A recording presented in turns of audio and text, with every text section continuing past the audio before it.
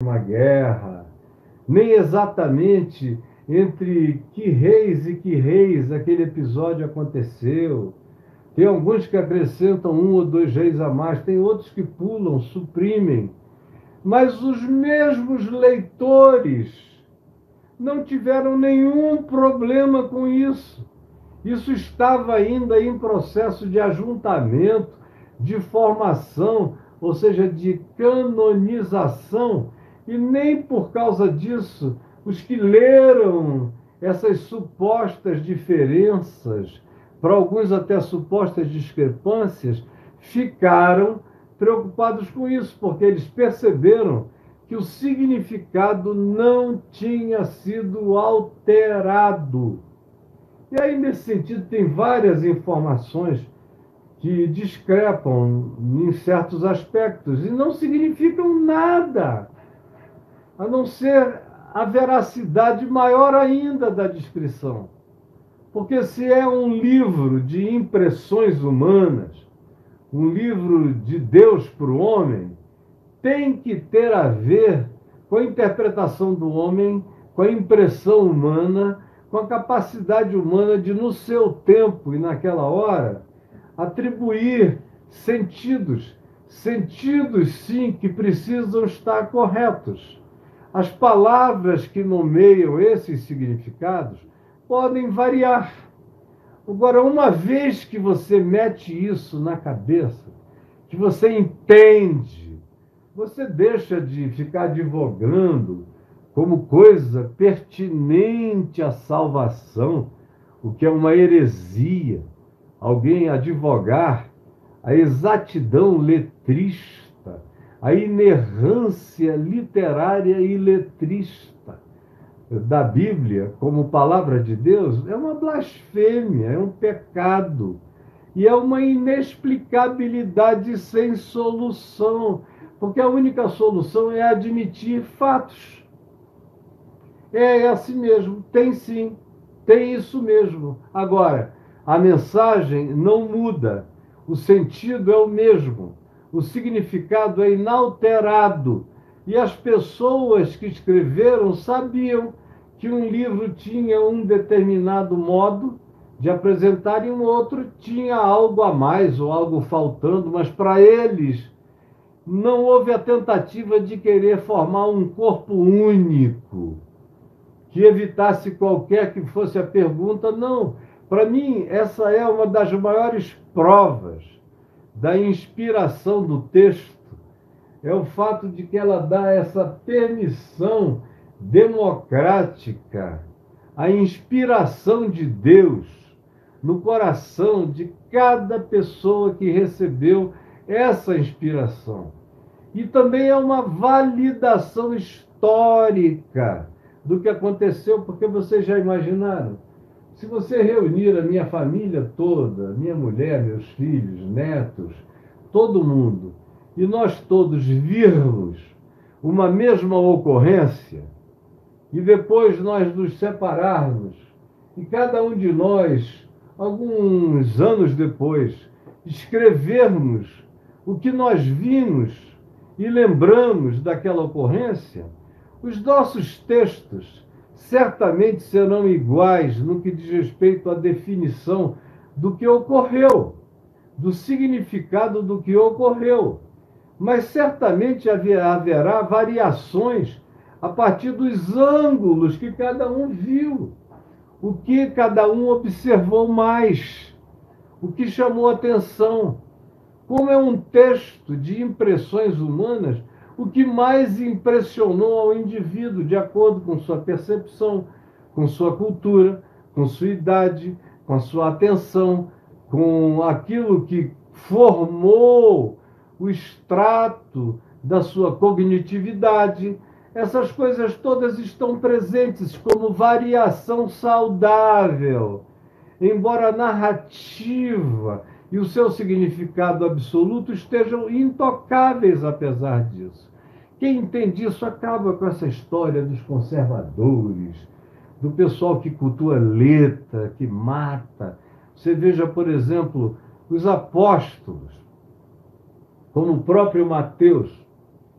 a propósito do que nós estamos tratando, que eu disse na primeira semana passada, que cita o Velho Testamento, porque esse é o Evangelho, para criar uma relação entre Jesus e a população judaica religiosa de Israel.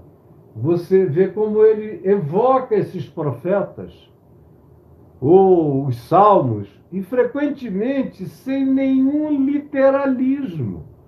Nenhum literalismo. O sentido é aquele. Mas se você procurar a palavra exata, os letrismos, na construção daquele significado, você vai ver que em um ou dois livros do Velho Testamento aquilo estava dito, mas o modo como o apóstolo leu, ou na versão que ele leu, ou com aqueles que o ajudaram a traduzir, nem todos os apóstolos eram versados no hebraico. A maioria deles era versada exclusivamente no aramaico. Então não era todo mundo que sabia hebraico. Hebraico, em Israel, era a língua da cultura, do sacerdócio e da aristocracia. Jesus falava aramaico, a Galiléia falava aramaico, o povo falava aramaico, que era a língua do populesco, do povo. E Mateus pega conforme ele entende o significado, e o significado para ele está certo. Mas como está dito no Velho Testamento e como é trazido para menção no Evangelho, por exemplo, frequentemente tem variações. Mas o sentido não, é o mesmo sentido. Mas acaba com essa história da necessidade de que a Bíblia seja um texto de letras em conjuntos inerrantes nas suas construções. Isso é de uma estupidez, de uma ignorância, de uma burrice e de uma desonestidade intelectual que não tem tamanho, não tem tamanho. Você vê a mesma coisa com Paulo. Paulo é um dos campeões disso. Você vê que ele evoca em algumas das epístolas dele, especialmente salmos. Ele pega o salmo no seu contexto imediato, lá no Velho Testamento, às vezes estava vinculado a um contexto antecedente ou um contexto posterior, vinculado a um episódio histórico já vencido, já realizado. No entanto, havia uma projeção de luz profética que todos os sábios de Israel entenderam que já tinha se cumprido, mas nem todo. Ainda havia pedaços para frente. A profecia bíblica não é monodimensional, ela é multidimensional. Por isso, frequentemente, ela se cumpre num instante, num momento histórico, mas ela se reserva de maneira muito mais ampla e profunda nas suas possibilidades de aplicativo para frente. E os sábios e estudiosos sempre reconheceram isso. E Paulo era tudo menos inculto, ele era cultíssimo. Na geração dele, se diz que ele era dos mais avantajados. Era um ser genial e de uma cultura incomparável. Era o que ele tinha, não só de teologia e de história judaica e de civilização judaica e de conhecimento acadêmico de todos os livros que foram sendo produzidos paralelamente à Torá e aos profetas, especialmente nas produções do exílio em Babilônia, quando a própria escritura cresceu muito e a organização dela, e eles tiveram 70 anos de tempo no cativeiro para criarem a sinagoga, para organizarem melhor a academia, o estudo, a percepção, e para registrarem as histórias paralelas, importantes, mas que não constam naquilo que nós chamamos de o texto canônico. Pois bem, Paulo, como eu dizia, é mestre nisso. Ele pega, você que conhece os contextos antecedentes, diz, não, esse contexto aqui estava vinculado a isso. Mas para ele, o sentido era muito mais amplo. E ele tirou daquele contexto e aplicou a esse contexto aqui, aonde isso ganha a sua plenitude. Ali era um cumprimento relativo. Agora, aqui, para Paulo, o cumprimento se absolutiza. Sem falar em outras circunstâncias em que a profecia se cumpriu no passado, está se cumprindo no presente e se cumprirá plenamente ainda no futuro. O que você encontra essas multidimensionalidades de projeção profética, que não tem nada a ver com letrinha, com aprisionamento da revelação a um contexto imediato fixo. A escritura é viva, é livre, é crescente, ela se auto-aplica, ela se replica, ela tem as suas funcionalidades que variam com o aplicativo histórico, ela só não muda o seu significado, mas ela muda os seus aplicativos e vai crescendo em gravidez de pertinência, como palavra viva de Deus, como revelação de Deus. Pois bem, Paulo faz isso em abundância, mais do que qualquer outro apóstolo. E se a gente lesse a Bíblia com honestidade intelectual, a gente não faria disso nenhum problema. Como os conservadores, os puritanos, os da inerrância do texto bíblico fazem, se encalacrando, perdendo respeito pela academia. Qualquer pessoa, um pouquinho inteligente, com alguma cultura, com alguma sabedoria, com um mínimo de coerência, olha e diz, poxa, o que é que custa admitir que ao invés de 90 mil, foram 50 mil que foram aquela guerra? O que é que custa admitir que ao invés de 40 mil mortos, foram 27 mil mortos? Como outro livro diz. Ou que adianta, ou que custa admitir que tanto faz. Se foram 27 ou 35 mil, a guerra aconteceu, gente morreu, e o lado que venceu é indicado como vitorioso. É só isso que importa. E as lições que dali se tirou, e as decorrências históricas que dali se implicaram. É só isso que importa. O resto é idiotice. O resto é cultuar o livro. Olha, gente, eu amo a Bíblia. Amo tanto que só tive uma. Nesses 50 anos de caminhada de fé e de ministério, minha única Bíblia, minha bichinha. Agora, eu não a idolatro, eu a leio com racionalidade.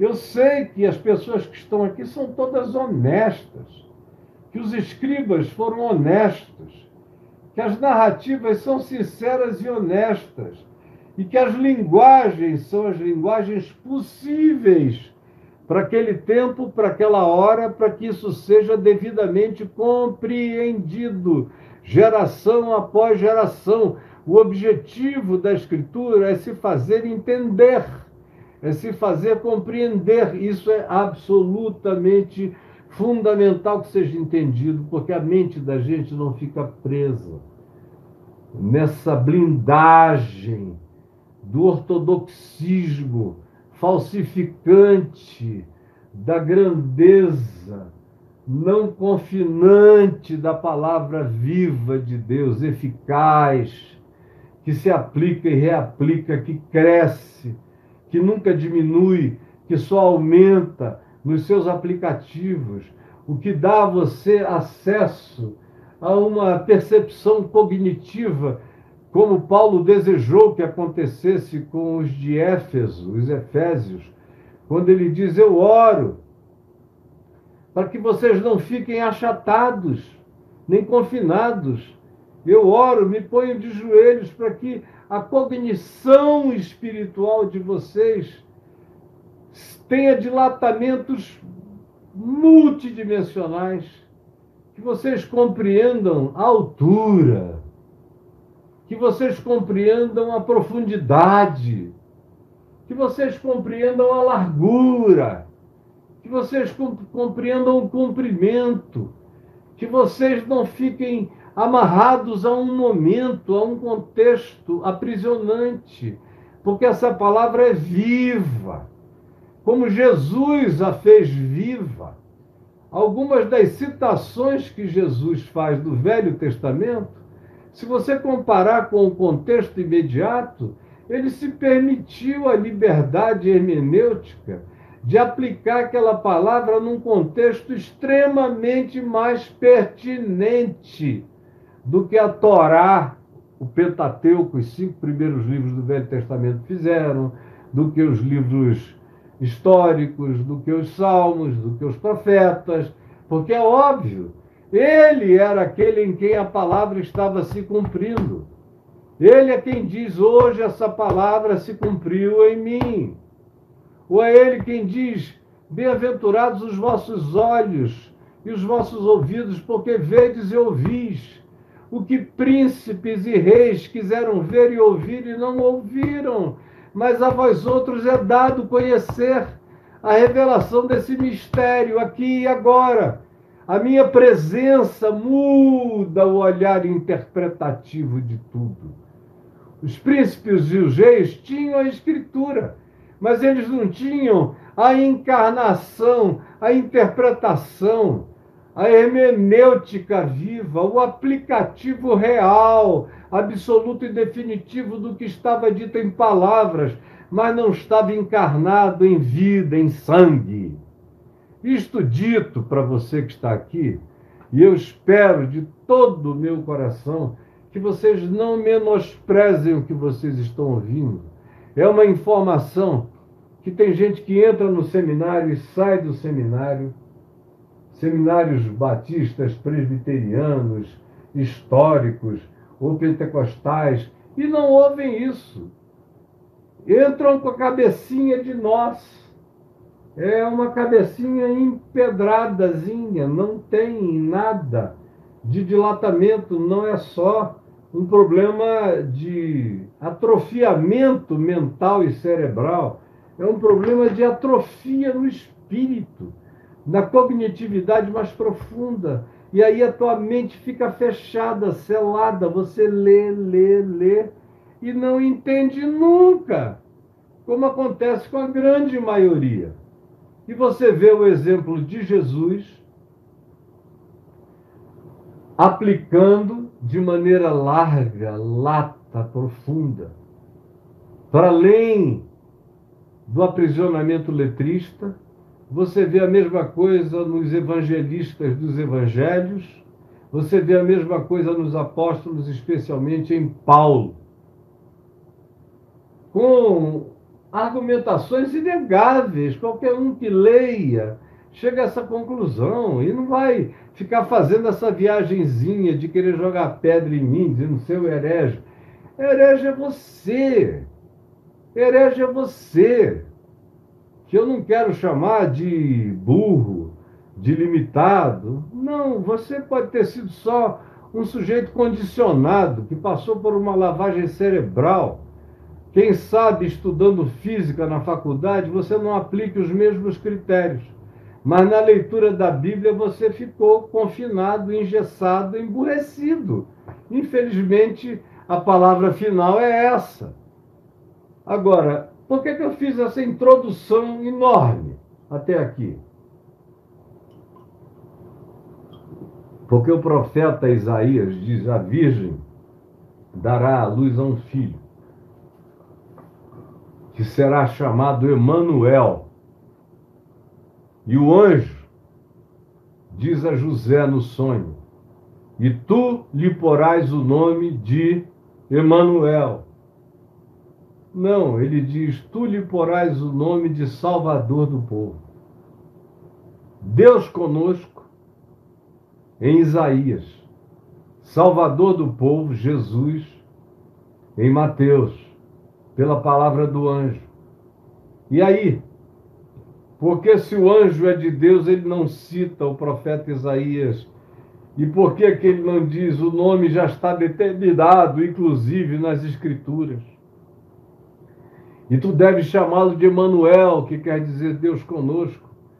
O que é uma expressão de beleza e de poesia incomparável. Emanuel, que quer dizer Deus aqui, Deus entre nós, Deus conosco. E é Deus conosco, é Deus encarnado, é Deus no ventre, é Deus em concepção, é Deus sendo gestado no ventre de Maria, e é Deus homem, e é homem Deus, é plenamente homem, é plenamente Deus, é mistério contido na finitude do ventre. É Deus todavia conosco. Inequivocamente, Jesus é Deus conosco. E o interessante é que, depois de ter vivido o século XX, de ter nascido no meio do século XX, mas ter sido educado com as filosofias do século XIX e com os pensadores do início do século XX, os principais pensadores do século XX aconteceram até a metade do século XX. Como filósofos, desabrocharam muito mais na idade cristã, depois da Reforma Protestante, onde os grandes pensadores alemães apareceram, e teólogos de um outro naipe, e filósofos. Foi nesse período, especialmente séculos XVIII, XIX, metade do século XX. Depois disso, a tecnologia cresceu muito e a filosofia ficou encolhida e legada e restrita às memórias do passado. Você veja que até o dia de hoje, quando você menciona filósofo, o primeiro pensamento que vem na sua mente é sobre Platão, Sócrates, Aristóteles, Zenão, Epícoro, Tales de Mileto e vários outros assim, lá de 2.500 anos atrás, porque com a chegada da tecnologia houve uma morte da filosofia.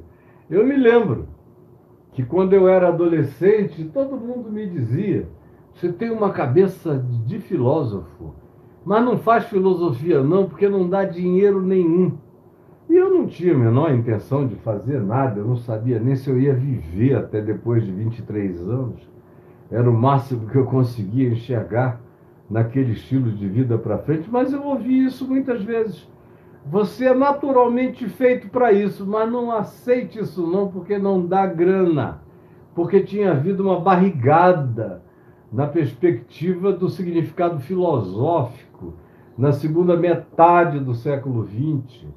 Houve uma ressurreição da filosofia agora, nos últimos 10, 12 anos, no ocidente da Terra, assim como está havendo uma descoberta do meu irmão de leite, que eu amo há tantos anos, só agora a psicologia contemporânea, a filosofia contemporânea e até mesmo a ciência contemporânea está descobrindo a exatidão da filosofia de Søren Kierkegaard, coerente com as observações mais finas que se possa ter da contemporaneidade na qual a gente está vivendo e nas projeções de futuro. Mas não havia isso. Por que eu estou falando o que eu estou dizendo?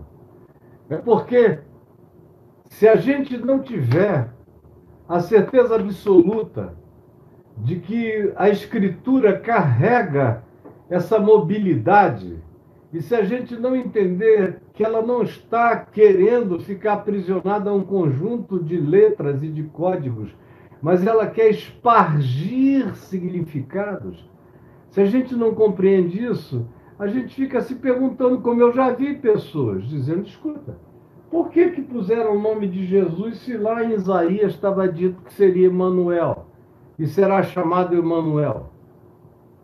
Porque ele só será chamado Emanuel por quem conseguir pela fé enxergar Deus nele.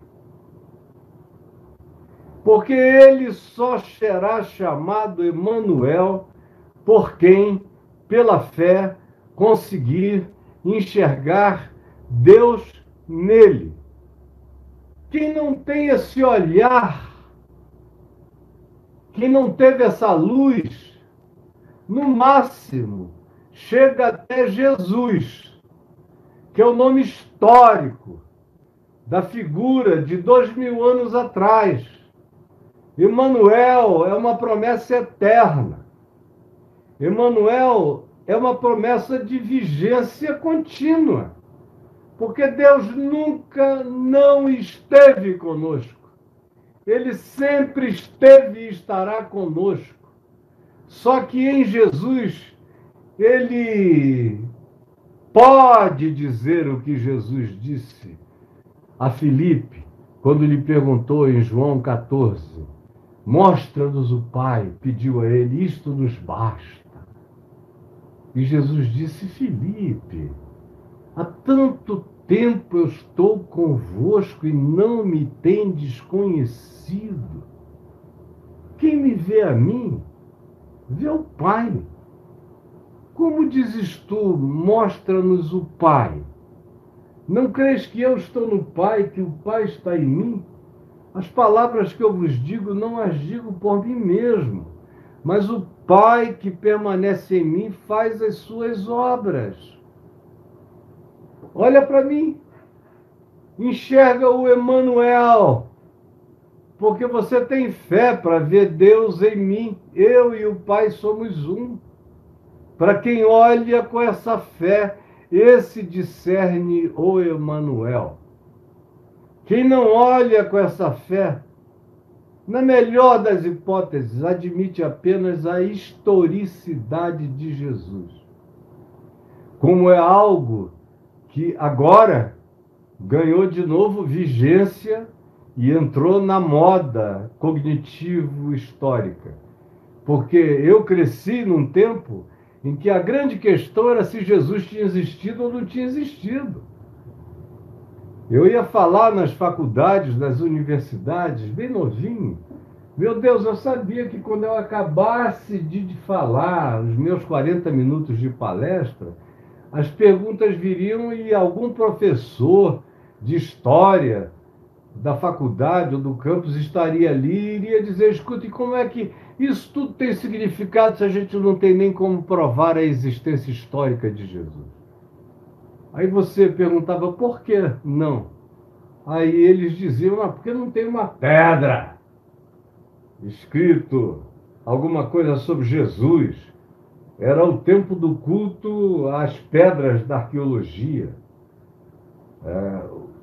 Uma informação escrita num texto antigo valia muito menos do que uma pedra com alguma coisa nela lavrada. Era o culto às pedras arqueológicas, sem muita inferência de significados, sem nenhum respeito pela cultura oral dos povos, nem pelas tradições transferidas, nenhum. Então, como Jesus nunca escreveu um livro, o que ele escreveu no chão, ele próprio apagou. Como ele não fez nenhuma recomendação de façam uma pirâmide em meu nome, uma torre em meu nome, façam algum monumento indestrutível em meu nome. Como ele não teve nenhuma preocupação com os aspectos vinculados à sua própria documentação. E quando lhe faziam perguntas, onde você nasceu, de onde você é, a gente não sabe de onde você vem, como é que você quer que a gente creia que você é o Messias se você não apresenta um pedigree inequívoco? E conquanto ele tivesse, ele nunca deu a mínima, nunca se ocupou com essas desimportâncias tão importantes para a ortodoxia religiosa morta. Nunca se ocupou. É agora, depois de alguns anos, que a historicidade de Jesus foi ficando inequívoca. Inequívoco. Outro dia eu vi um filósofo brasileiro que há alguns anos atrás dizia que a existência histórica de Jesus era totalmente duvidável, e eu conheço. E agora, recentemente, eu ouvi dizendo, olha, vamos parar com essa história de questionar a existência histórica de Jesus, porque tem muita coisa sendo desenterrada que é inequívoca quanto a provar a existência histórica de Jesus. Então, é melhor parar com isso, porque a gente está dando um tiro na água. E eu pensando, não, cara, é no cérebro mesmo. É um tiro de estupidez, porque havia tanta documentação que fazia essa aferição, que tinha que ser uma determinação de incredulidade pessoal chegar àquela conclusão que eles chegavam com uma peremptoriedade tão idiota que cansava de cara. Jesus é o Emanuel é Jesus. O Emanuel é Deus conosco. Jesus é o que Deus entre nós está fazendo por nós, na pessoa histórica do Cristo Jesus. Emanuel é Deus conosco. Jesus é o que o Emanuel está fazendo na história, nas visibilizações da história, em favor dos humanos como testemunho do Emanuel entre nós humanos.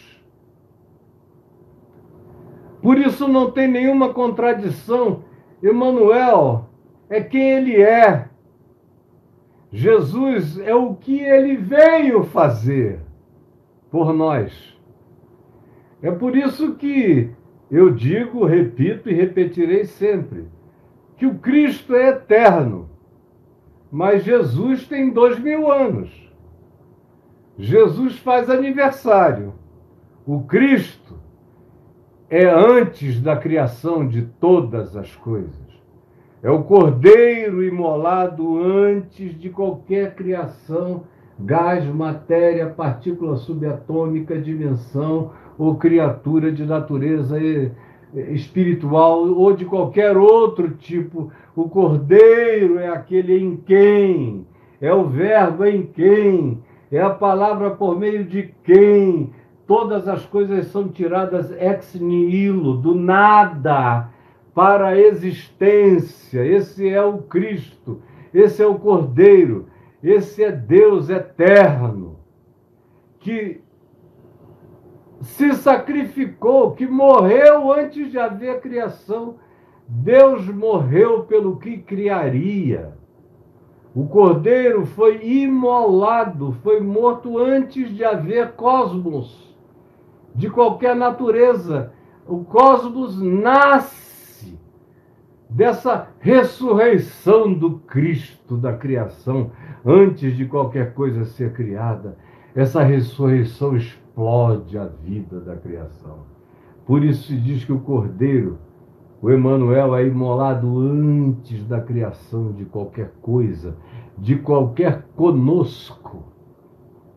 Agora, Jesus nasce na plenitude dos tempos na história, e o objetivo declarado é tornar pública a manifestação desse amor salvador de Deus por todos os homens. Há alguns que dizem, não, isso aqui foi falado apenas para judeus. Ele salvará o povo dos pecados deles, são só os judeus. Você já ouviu isso por aí?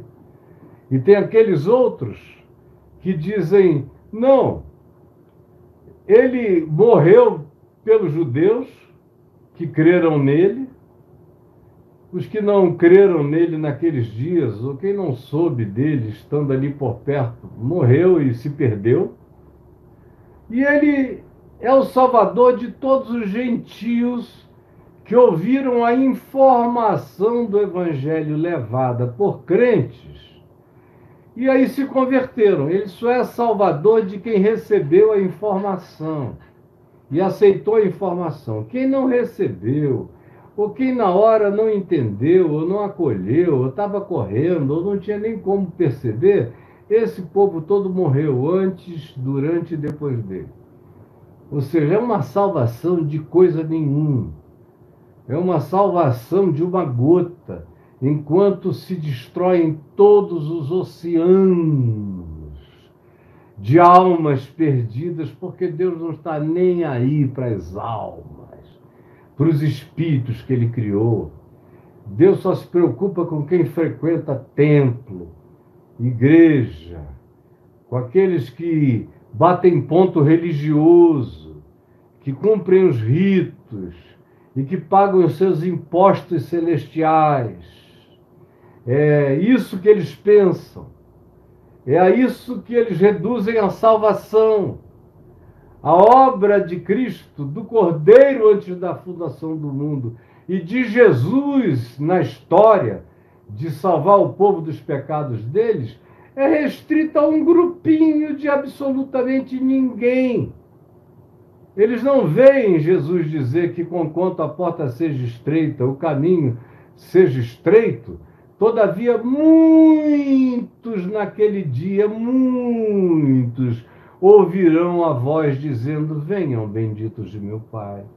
E muitos desses que ouvirão essa voz de Jesus, o Salvador dos homens, a alegria dos homens na história, Salvador para trás, Salvador naquela época, e Salvador para frente, e Salvador sempre.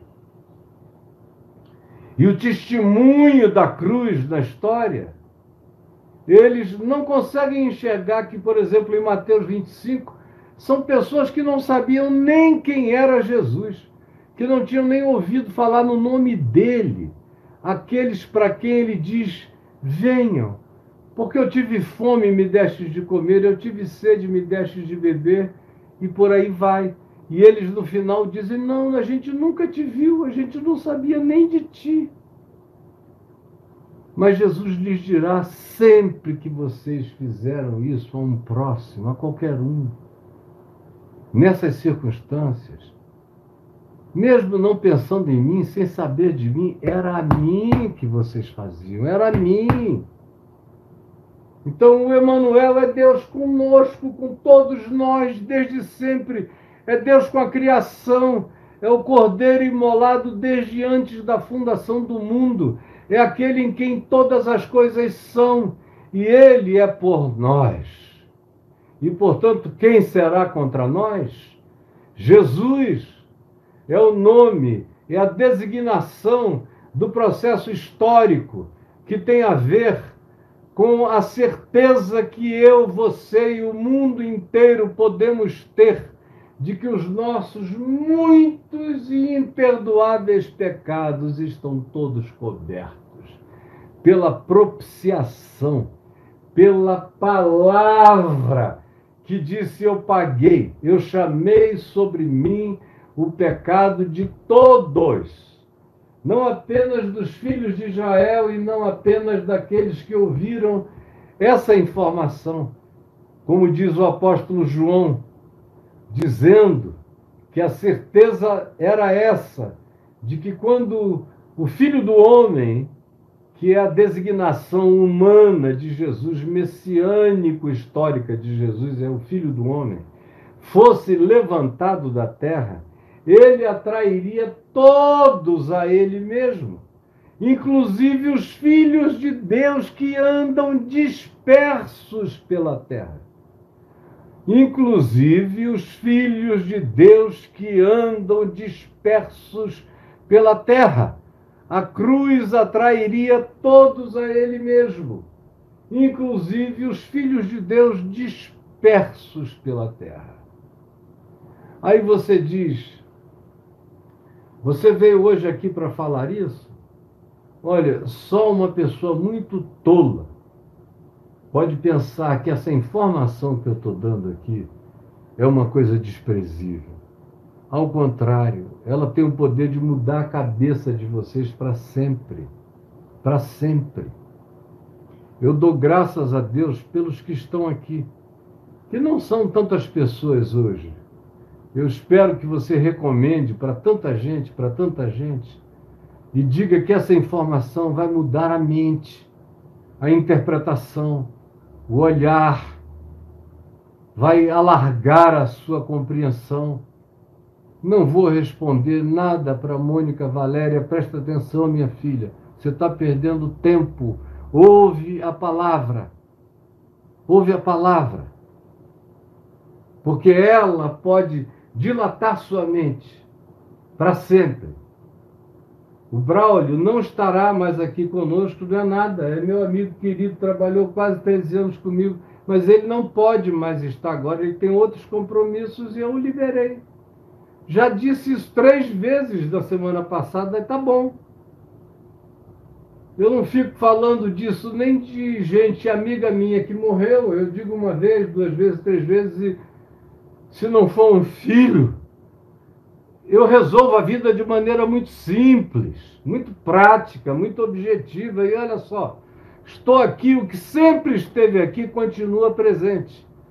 Antes de haver Braulio, havia essa palavra do Evangelho, pregada por mim há muitos anos. E depois dele também. Enquanto Deus me colocar aqui, é palavra do Evangelho que vocês vão ouvir. E o que vocês ouviram hoje aqui foi palavra do Evangelho para esclarecer a mente. E se você prestar atenção e ouvir de novo e guardar, a sua mente vai se dilatar. E a sua compreensão do Evangelho vai crescer. E você vai desabobalhar-se espiritualmente. E vai mergulhar em águas profundas desse conhecimento. O Emmanuel é quem Deus é para toda a criação. Ele é aquele em quem toda a criação é e subsiste. Jesus é a manifestação histórica do Emmanuel e é a designação dessa missão superior a tudo, que é declarar que as culpas humanas estão rasgadas. E todo aquele que crê tem as suas culpas rasgadas.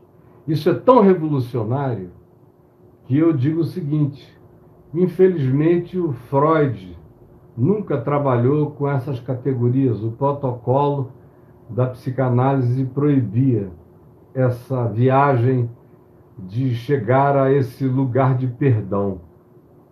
E de perdão atribuído por Deus ao homem. Não. Na psicanálise, no máximo, se você conseguir, se perdoe. Porque nem mesmo existe a recomendação para perdoar o outro, o próximo. É só entender processos, mas não tem perdão. E assim, toda a psicologia existe sem perdão.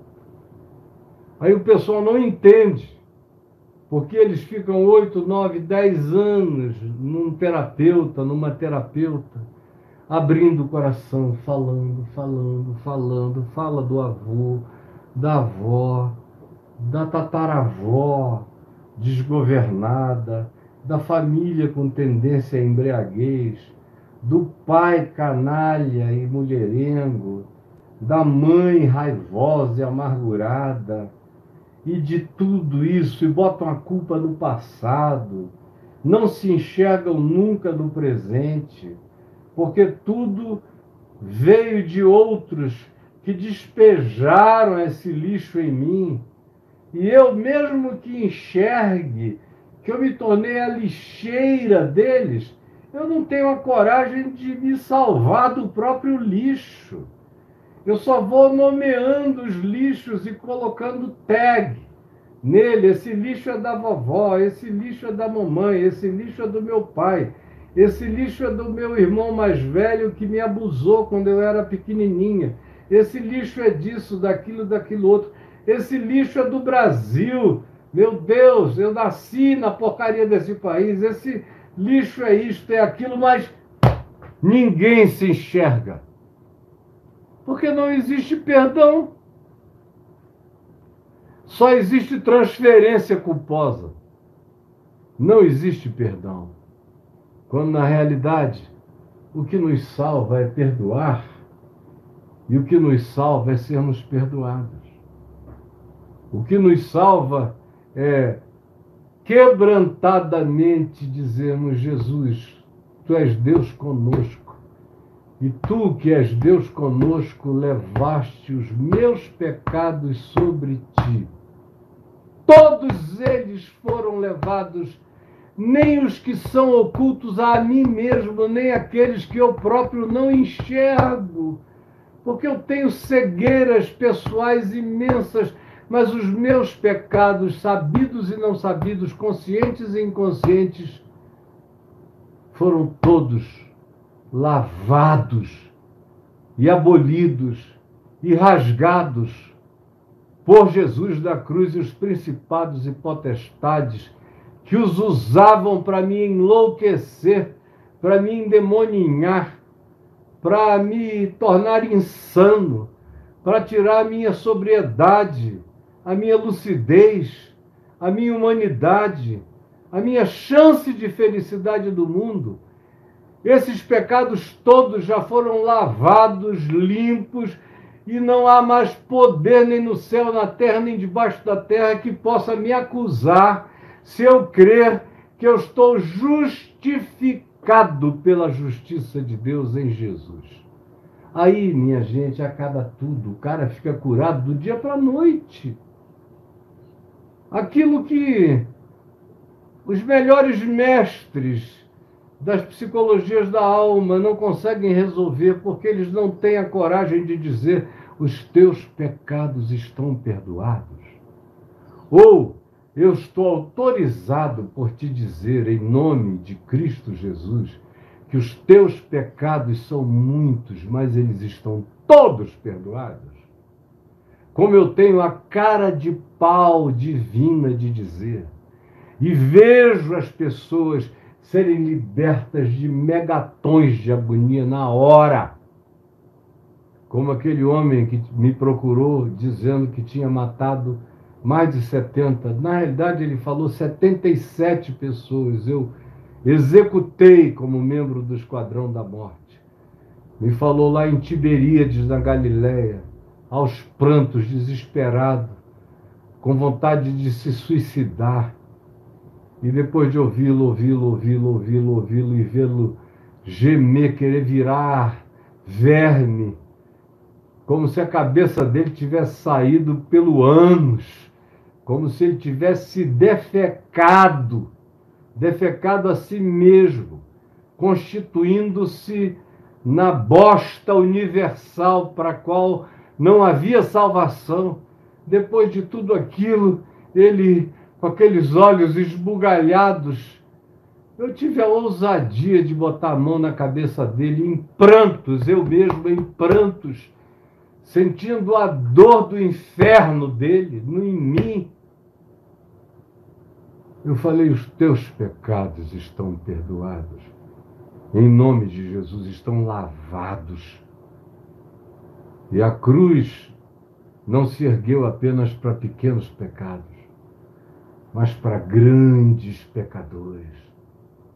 E aonde abundou o pecado, superabundou a graça. Fica livre da tua culpa e do medo e do inferno. Agora é o céu que vai te habitar. Pela graça de Deus, é um favor imerecido. Continuei acompanhando aqueles